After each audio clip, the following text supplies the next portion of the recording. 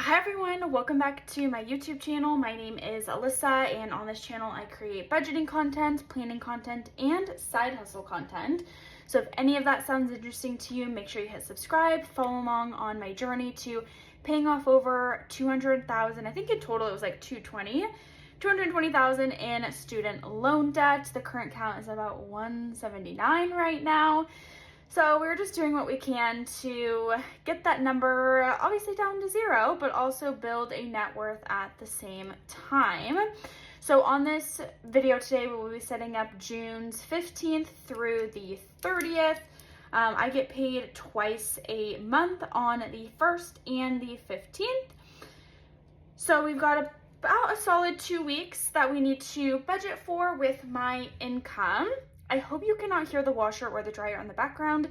I started the loads right as I was about to film this video, and I was like, oh shoot, I probably should have filmed this and then switched it over, but we're all about efficiency around here because there's so little time in the day. But let's get into the budget.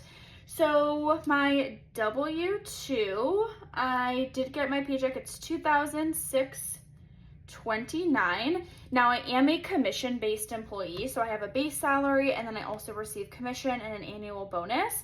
So typically my paychecks are $1,975. So we got to figure out, I always have to do this math because I never remember. So 2,629 minus 1,975 is $654 in commission. This is all after taxes and 401k. I live in Washington State, so we don't have any income tax. And then we have side hustles, which I did do a private event, so that's always like extra money. But for this side hustle, I did get $330 for the past 2 weeks. That's really good. Normally I don't earn that much. And then payback, I am expecting some payback, but I have to like call our utilities because our utilities have been so high, and I'm like, there was literally for a couple months just 2 of us living here and we were both gone half the time. So I'm like, why are they so high? Why do I have like 4 utility accounts? I feel like something is wrong. So I need to call them and really figure out what the actual bill is and if that is the true number or if we've been double paying. I don't know. We rent a house, so and all of that stuff we had to set up. So I'm just going to put it for 0 for now because I don't know how much it's going to be.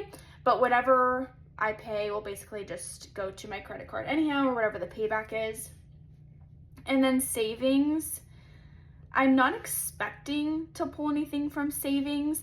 I may end up having to pull some for a vacation that I'm having in November. There's some things we need to book. So if we do book those, then I will have to add it in when we close out the budget. So total inflow, we have 2,629 plus 330 gives us 2,959. Coming down to fixed expenses, we have rent, which will be due on the 15th, and we budget $420. Then we have utilities, which I guess I probably need to budget more than the $50. So we're gonna say $75 for right now, just until I can figure out what the heck is going on. Student loan, typically I do $550, but because I got some commission, I'm gonna do $600 this pay period.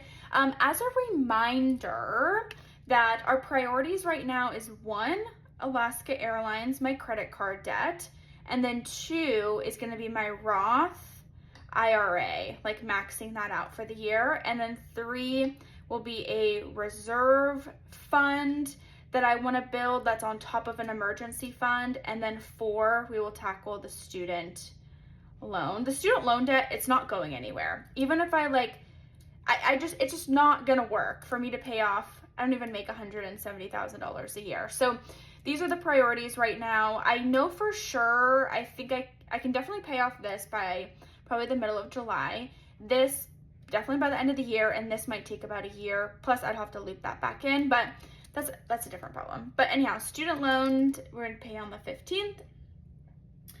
And then we have car insurance, which my car insurance is so expensive. I really can't believe how expensive it is. I actually need to call them along with my utilities to be like, hey, is there anything else I can do? Because every 6 months my car insurance goes up and up and up, and it's just driving me crazy. And then so we have Boxing Gym, $55, Peacock, which is due on the 16th, I believe, and that is $6. And then Spotify is due on the 16th, and that's $11. This is actually something I end up doing as an expense on my taxes because I mainly use it for my side hustle. So I do count that as an expense. So then Roth, we do have 2 Mondays in this pay period. So every Monday that we have in a pay period, I put $25 towards my Roth account. So we are still like working towards it. So that's $50 this pay period. And then therapy, I do have a therapy session, and that will be $25. So adding up this, I mean, it's very similar. Every month I've gotten these fixed expenses down to as little as possible. So we've got $420 plus $750 or $75, $600 plus $75 plus $55 plus $6 plus $11 plus $50 plus $25 gives us $1,317. So we take the 2,959 minus 1,317 gives us 1,642. So 1,642. And then for fixed expenses, we have grocery, which I try to limit my grocery budget as minimal as possible, and I always go over. So we're just gonna do $100. I don't eat out that much, but my mom is actually in town these weeks, and I just anticipate more expenses like going out to eat and stuff like that. So we're gonna do $100 for that. Gas and car, it's very similar. I'll probably have to fill up twice this pay period because we'll be driving a lot. And gas is not cheap. Normally I only fill up twice a month, once every pay period, but because she's here and we're driving extra miles, I'm just gonna allocate for that. And if I don't end up, filling up twice, then that's fine too. Investments, I'm not anticipating anything extra. Fun and entertainment, I'm gonna do $100 as well because I know we'll do fun things that I'll have to account for. Holiday, my dad's birthday is the very beginning of July, so I want to buy him a gift because I did not buy him a gift for Father's Day, and so I'm gonna double up my gift just for his birthday. That'll be $50. Self-care, we're gonna do $50. I really got to get my nails done. I did not get them done in the last pay period, so I guess it saved me $50, but they're like grown out so far, it's disgusting. And then miscellaneous, we're gonna do $30. Travel and vacay, I don't know if we're gonna book anything, so I'm just gonna put $0 for now. And then pets, I'm not anticipating any expenses for my cat right now. So we have a 100 plus 100 plus 100 plus 100 plus 50 plus 50 plus 30 is 530. So we take 1652 minus 530 gives us 1122. 1122. So because we are prioritizing, hold on, did I calculate this right? 1642 minus 530. 1112. Okay, let's just triple check. 1642 minus 530. 1112. Okay. I was like, I do all these calculations in advance before I write them into the book, and I was like, wait, my numbers aren't matching. So as I was saying, I am prioritizing paying off my Alaska Airlines credit card debt. So we're going to keep sinking funds at a bare minimum. So every paycheck I am saving for next year's vacation. This is really important to me. So we're going to save $35. Car maintenance, because I need to rebuild this fund because I used $100 of it last pay period. And then summer fun.